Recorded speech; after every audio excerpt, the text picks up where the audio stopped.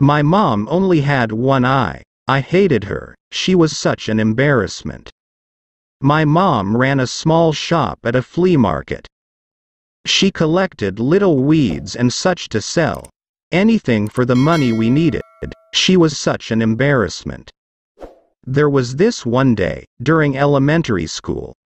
I remember that it was field day, and my mom came. I was so embarrassed. How could she do this to me? I threw her a hateful look, and ran out. The next day at school. "Your mom only has one eye?" And they taunted me. I wished that my mom would just disappear from this world, so I said to my mom, "Mom, why don't you have the other eye? You're only going to make me a laughingstock. Why don't you just die?" My mom did not respond. I guess I felt a little bad, but at the same time, it felt good to think that I had said what I'd wanted to say all this time. Maybe it was because my mom hadn't punished me, but I didn't think that I had hurt her feelings very badly. That night, I woke up and went to the kitchen to get a glass of water. My mom was crying there, so quietly, as if she was afraid that she might wake me. I took a look at her, and then turned away. Because of the thing I had said to her earlier, there was something pinching at me in the corner of my heart. Even so, I hated my mother, who was crying out of her one eye. So I told myself that I would grow up and become successful, because I hated my one-eyed mom and our desperate poverty. Then I studied really hard. I left my mother and came to Seoul and studied and got accepted in the Seoul University with all the confidence I had. Then I got married and I bought a house of my own. Then I had kids, too. Now I'm living happily as a successful man. I like it here because it's a place that doesn't remind me of my mom. This happiness was getting bigger and bigger when someone unexpected came to see me. What? Who's this? It was my mother, still with her one eye. It felt as if the whole sky was falling apart on me. My little girl ran away, scared of my mom's eye. And I asked her, "Who are you? I don't know you." As if I tried to make that real.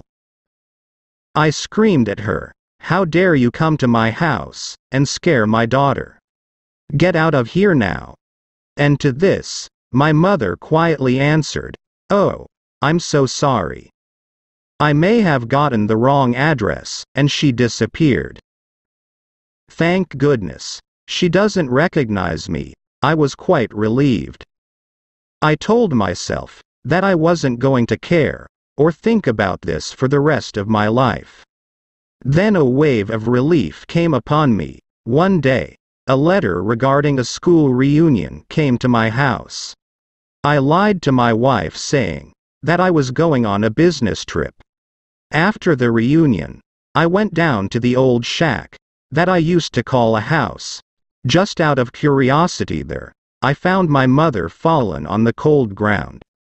But I did not shed a single tear. She had a piece of paper in her hand. It was a letter to me. She wrote, "I think my life has been long enough now. And I won't visit Seoul anymore, but would it be too much to ask if I wanted you to come visit me once in a while? I miss you so much. And I was so glad when I heard you were coming for the reunion. But I decided not to go to the school. For you, I'm sorry that I only have one eye, and I was an embarrassment for you. You see, when you were very little, you got into an accident and lost your eye. As a mother, I couldn't stand watching you having to grow up with only one eye, so I gave you mine. I was so proud of my son. That was seeing a whole new world for me, in my place, with that eye. I was never upset at you for anything you did. The couple times that you were angry with me, I thought to myself, it's because he loves me. I miss the times when you were still young around me. I miss you so much. I love you. You mean the world to me. My world shattered. I hated the person who only lived for me. I cried for my mother. I didn't know of any way that will make up for my worst deeds. Moral: never ever hate anyone for their disabilities.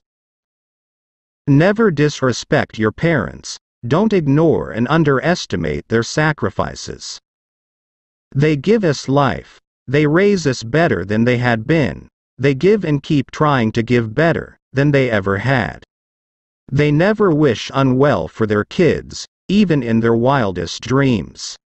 They always try showing right path and being motivator. Parents give up all for kids, forgive all mistakes made by kids. There is no way to repay what they done for kids. All we can do is try giving what they need, and it is just time, love, and respect.